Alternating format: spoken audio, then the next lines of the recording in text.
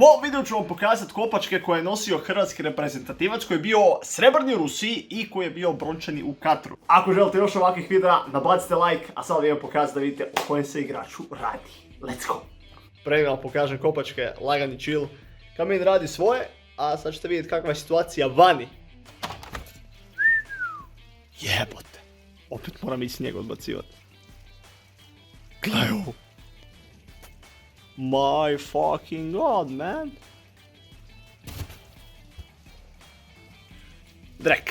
Sjetio sam se da to napravim jučer, a kopačke su ovdje unutra. Ko je dan poduđe ovdje, ne vraća se više van. Ode kamera, ode kamera.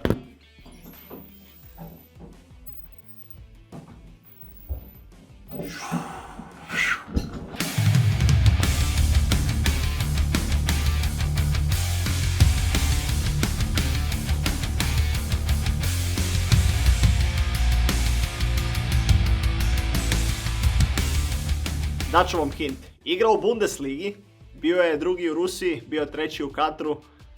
I to je to, neću vam više ništa reći. Sad zaustavite video i napišite mi šta mislite o kojem se igraču radi. Ovo su kopačke Andreja Kramarića i sigurno si mislite, right, kao, da, baš. Šta bi ti imao kopačke od Andreja Kramarića? Mogu biti kopačke doslovno od nekog strica ovdje iz sela, ali ne, nisu. A sad ću vam objasniti. Ovo je Adidas Pure Chaos. Vidite da ovdje unutra piše Pure, onda u ovoj piše čisti kaos.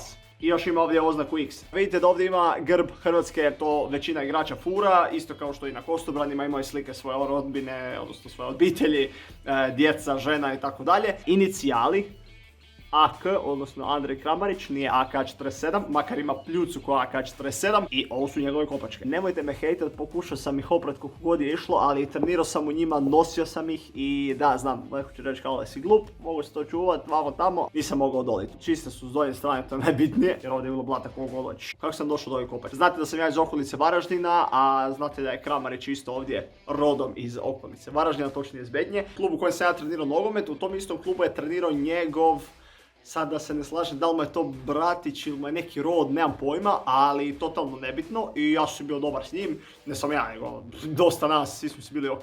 Krama kad više nije trebao kopačke, njemu dao svoje kopačke pošto su imali isti broj, a smo sreća ja sam bio 42,5 ili 1/3, nije ni bitno. Uglavnom pasale su mi i ja sam dobio ove brutalne kopačke.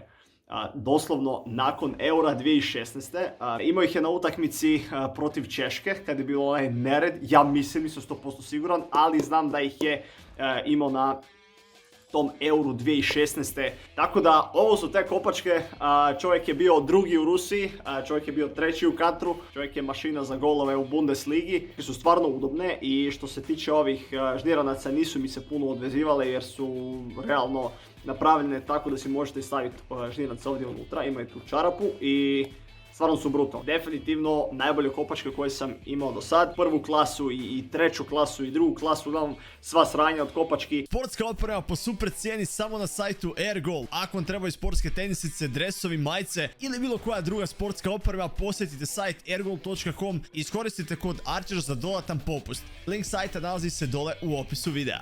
I da, znam, mogu sam si ja sam napisati ovdje i CR7 i staviti portugalsku zastavu ovdje i reći da su ovo Ronaldove kopačke, ali what's the point, man? Eto, to je to. Mislim da ih neću više nikad nosit. Ne zato što mi nisu dobre, nego jednostavno želim ih očuvat, pošto vidite, već su se počele malo, jer ja sam ih koristio par, mislim, 2-3 godine, možda i više, kad sam još trenirao i to je to. Želim ih sačuvati jer ne dobivaš svaki dan kopačke od čovjeka koji je bio drugi na svijet. A vi ako želite još kontenta koji nisu reakcije, napišite mi to dolje u komentare i uskoro će biti toga puno više. Vidimo se!